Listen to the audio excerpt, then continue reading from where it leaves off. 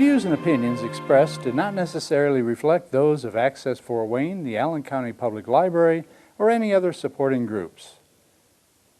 If you'd like to produce a show, call us at 260-421-1250.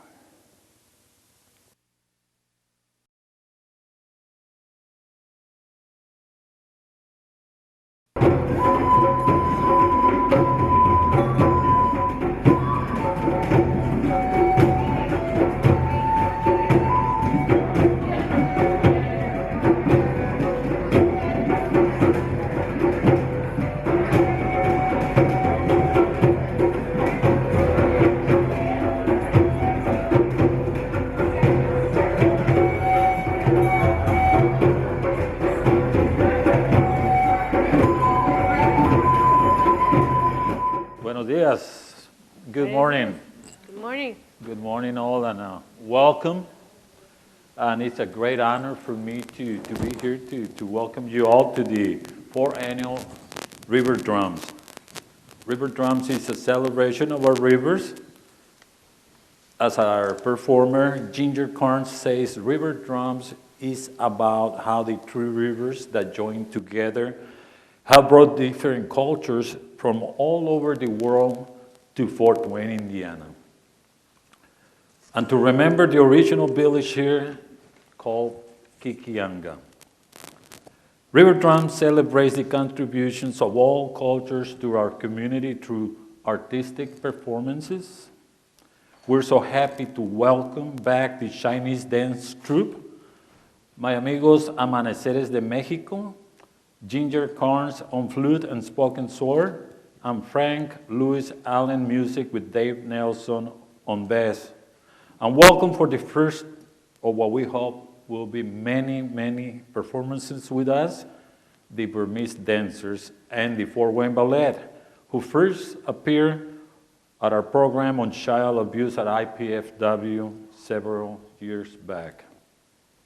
We want to thank you all. We want to thank the committee that puts this together, and I'm going to ask for a big applause to our friends that have been doing this for 4 years. My great amigo Terry Doran, wave Terry, he's in the back sitting, and I thank you so much for what all you do for the city of Fort Wayne. And the companies that donated to our silent auction, World Radio, the Fort Wayne Teen Caps, Vera Bradley, Kroger, Olive Garden, Wayne TV, Ginger Carnes, and Winsome Pictures. And we also welcome our friends from Vince Village earlier this year, Frank and Ginger, who were two of the 10 artists for track who did art shops with kids at Vince Village. Be sure to check out the lobby where you can make art with Frank Lewis Allen and learn more about some of the individuals that work hard to make our city shine, including a 9th grader who uses her artistic talents to make cards she sells to benefit animals in need. And to our sponsor friends of the Third World, the Allen County Public Library, and to the Cable Fund Access Board for the grant that makes it all possible. We invite you all to share your thoughts with performers and staff at the end of RiverDrums, a presentation of Three Rivers Art Center for Kids. And again, welcome, bienvenido, we say in Spanish, and it's a great honor. I'm humbled to be here. There's so many people that should be here, but again, thank you so much. And I'm going to invite you all to invite all of your friends and all your family, because this is going to be a wonderful day. It's already a wonderful day. My name is Fernando Zapari, and I'm the publisher, the editor of El Mexicano newspaper and Radio Latino here in the city of Fort Wayne. Mexicano newspaper was founded 25 years ago, 1994, May 1994. And we print 8,000 copies per month that we distribute through Northeast Indiana. El Mexicano newspaper and Radio Latino is part of what we do, but I'm going to tell you a little bit. I'm going to walk you a little bit about through the history. How did I get here and things like that. And hopefully our thing, there we go. See, I grew up in Mazatlan, Mexico. I was born in Mazatlan, Mexico, and I had 10. It was 10 in my family. What can I say about my parents? My mother, Olga, my father, Hector, and they taught us to be honest, to show respect to others, and to always be kind to others. And I'm so proud of all my brothers, 7 brothers and 2 sisters, 10 of us in total. It was fun. It was a lot of fun growing up together. To the right of that picture, the building there that you see is the school that I went to in Mazatlan. Mazatlan is in the Pacific Ocean, beautiful port. What can I say? That I show you a few pictures. The one picture on the bottom to your right is pretty much the beach where we grew up, doing surfing, playing, fishing, you name it. It was half a block. It was right across from our house and right across from the school that you see there. Again, it was such a beautiful, I will never forget Mazatlan. My wife and I go back to Mazatlan every opportunity we get. We love Fort Wayne, but we also love I love the place where I was born. I'm going to show you, I came here to the States in 1978. I came to Fort Wayne, and that's my wife, Trina, and we just celebrated 40 years of marriage. I know she's not going to like seeing her picture there because I already know my wife. She didn't know that, but that's okay. We've been married 40 years. We got married in 1979, June 9, and we have 4 kids. We have 5 grandkids now, and we are truly blessed to be, here in the city of Fort Wayne. Every time, like I told you, that we have an opportunity, we go and visit my hometown of Mazatlan. We love traveling, and even if we go to Huntington, Indiana, or Goshen, or Elkhart, or Decatur, Indiana, to us it's like a vacation. We make the best out of everything, and we love Fort Wayne. This is our newspaper, El Mexicano newspaper. It's a Spanish newspaper. We're beginning to be more bilingual nowadays, Spanish, English. And like I say, it was founded in 1994. We serve Northeast Indiana, parts of Ohio, and Michigan. And we print 8,000 copies. We used to do 10,000. Now we're doing 8,000 copies because we do more things on social media.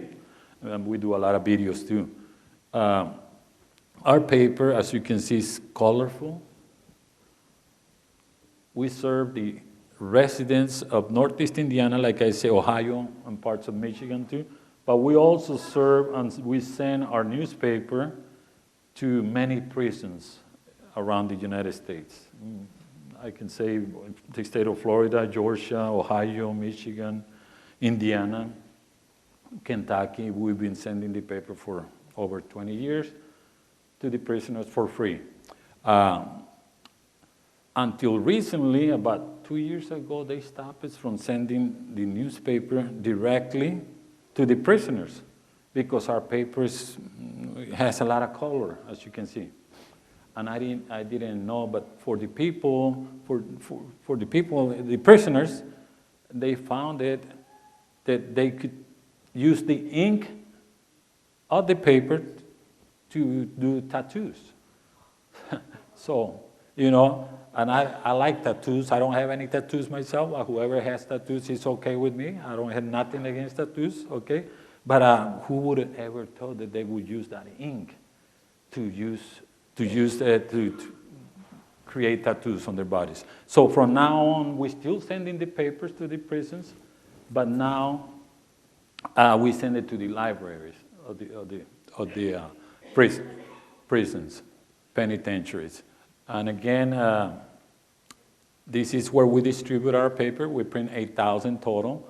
Allen County, Steuben County, Noble County, Elkhart County, Kosciuszko County, Marshall County, LaGrange, Cass County, Wabash, Branch County, Defiance County, I think I repeated Marshall County, St. Joe's County, in Huntington County and Branch County. And, you know, where I was born in Mazatlan, like I say, my very first job there was delivering newspaper. And I was like probably 7, 8 years old, and we already did a route of delivering newspapers. Here I am, like 50-something years later, I'm still delivering newspapers. But my wife and I do it because we love taking the newspaper to all of these different communities, okay? As you can see, we travel to Warsaw, to LaGrange, Logansport, Wabash, Manchester, Elkhart, Goshen, and we get to eat all those in all of those taquerias, or we get to go to, also we visit Chippewana on our way in between doing what we do. Chippewana has great, we love buying their honey from the Amish, the chickens, the meat, and we just love our journey. Every time that the paper comes out, my wife and I are the ones that deliver it because we like doing it. It is with great pleasure that we do that. The current Hispanic or Latinos reached by El Mexicano newspaper, as you can see, the different numbers, populations, but the total number that we serve is like close to 70,000 Latinos residing in Northeast Indiana. And as I say, the newspaper is part of what we do because we do, you know, thank God, not because we are nobody, more than just that.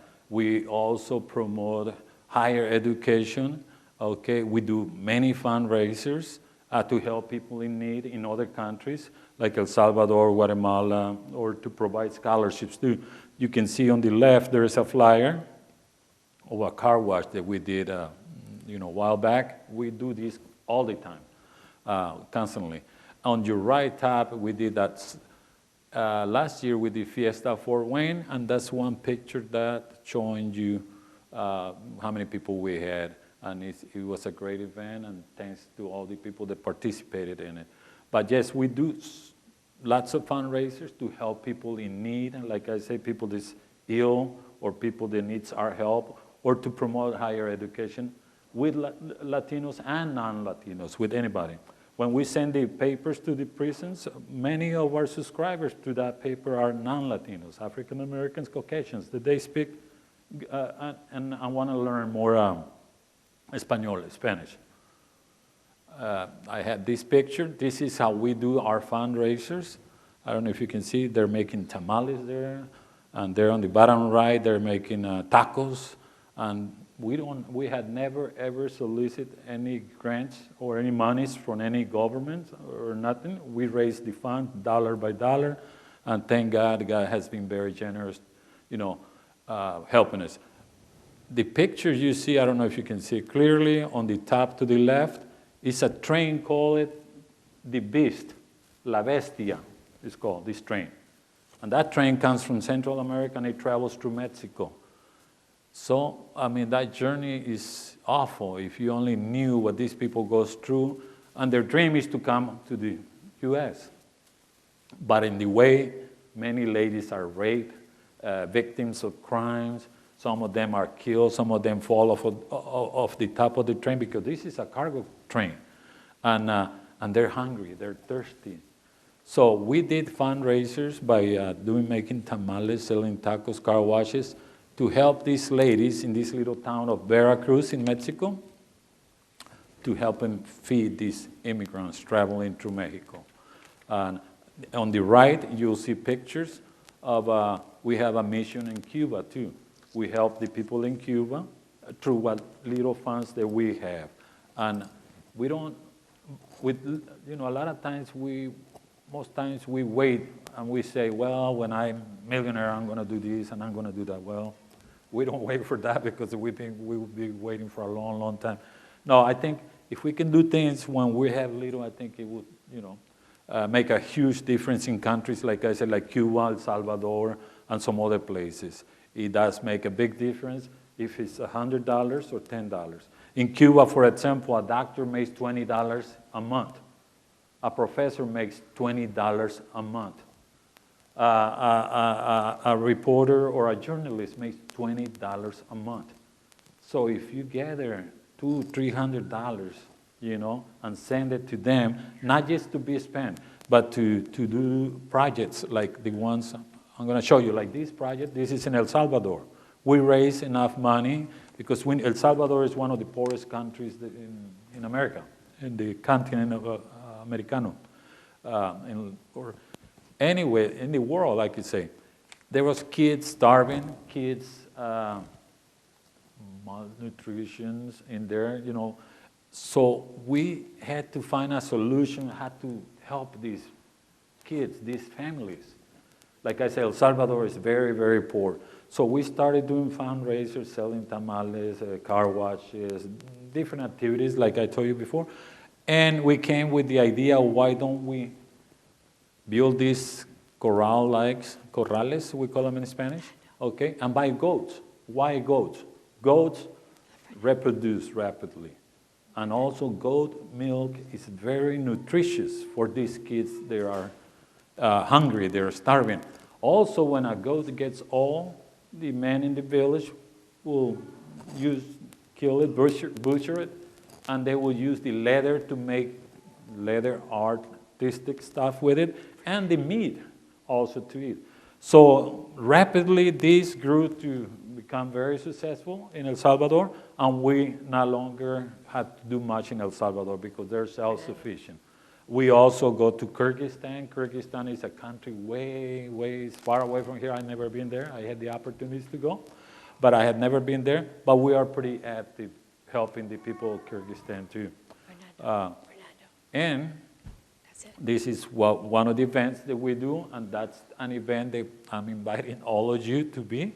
It's a great event, great learning experience, not because we do it, but it's to showcase our culture, our services, so much that we bring into this country. I think immigrants, I think like the True Rivers come together here. If we all come together, regardless of where we come from, we will make this country a much better country over and over and over again. One of the things that we focus, and I didn't say much about it, is higher education. I think higher education is the key to prosperity for everybody here. I mean, all of our families, all of our kids, and with your help and with everybody's help, and if we put a little bit here, a little bit there, I think we'll get there. Again, thank you so much, and I think I took most of my 15 minutes that I had, but if anybody has any questions, I'd be glad to answer it. I don't know if we have any time for that. If not, thank you again, and God bless, and enjoy the show. And I'm going to introduce. Thank you. And here it is, my friend, Patty Hunter. Love you, Patty. Gracias. Now it's my turn to talk. Anyways, hello, I'm Patty Hunter, the artistic coordinator for Three Rivers Art Center for Kids and for RiverDrums events. I want to share a couple of poems that I had written and was sung. One was sung by Matt Gerber. It's called Two Little Owls. It's for the kids and all of us, and the spoken word song, Wolves, which features our dear friend Ken Nolan on the flute. Now, Ken has played all three RiverDrums that we did in the past and would have been here had it not been for back surgery. We wish him a speedy recovery. Now, the last video is a Miami healing dance entitled Eagle Dress Sidestep, done by Kayla Godfrey Becker. Mr. Terrence Dorn says the beauty of this dance inspired him to create RiverDrums as a platform to honor the contributions of all cultures to our community. So we'll start playing the videos right now.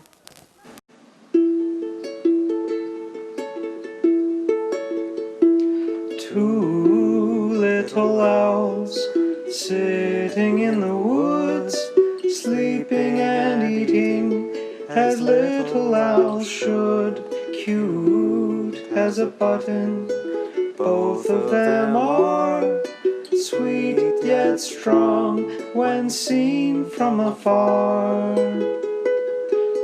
Oh, the two little owls are just babies, you see, just like two little fluffed balls, if you please.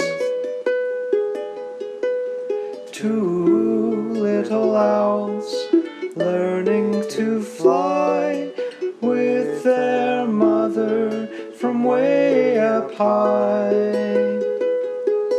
Oh, the two little owls are just babies, you see, just like two little fluffed balls, if you please.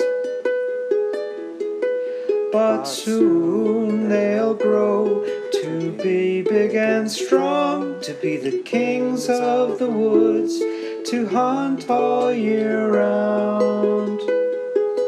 Oh, the two little owls are just babies, you see, just like two little fluffed balls, if you please.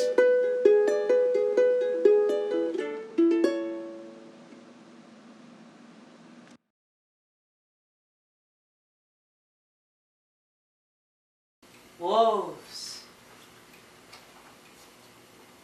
The leader of the wolves is the head of the pack.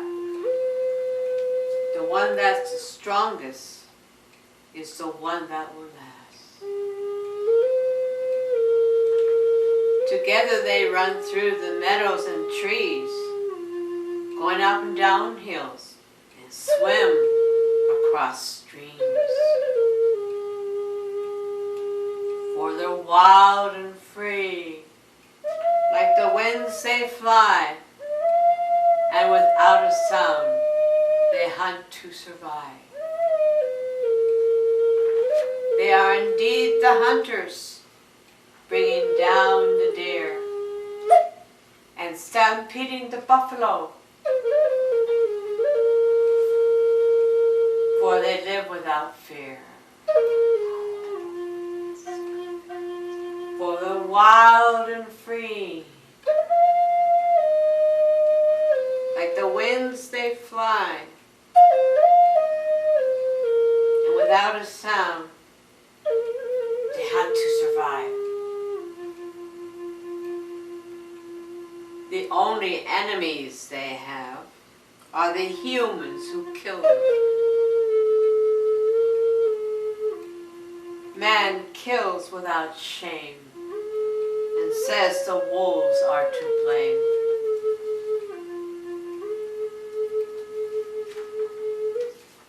For they're wild and free, like the winds they fly, and without a sound they hunt to survive. People, let the wolves live. Let the proud pack survive. They are the essence of freedom. Without it, they would die. For they're wild and free, like the winds they fly, and without a sound, they had to survive.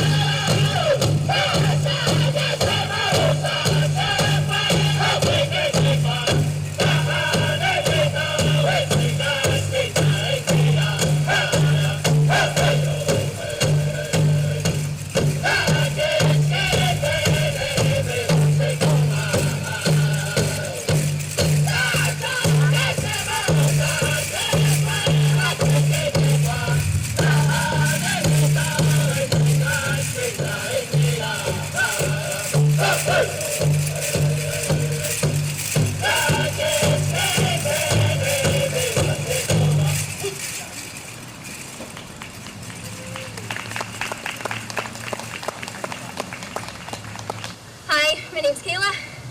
I'm from the Miami tribe of Oklahoma, and I'm from Huntington. What you just saw was a jingle dress sidestep. The jingle dress is held very high standards for the Native people.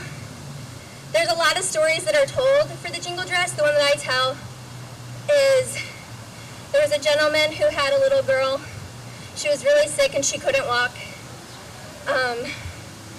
And he had a dream one night about this dress with the cones on it. And when he woke up, he made that dress for her and she was able to walk and dance. So it is a healing dance. And like I said, it's very important and sacred thing in the Native community.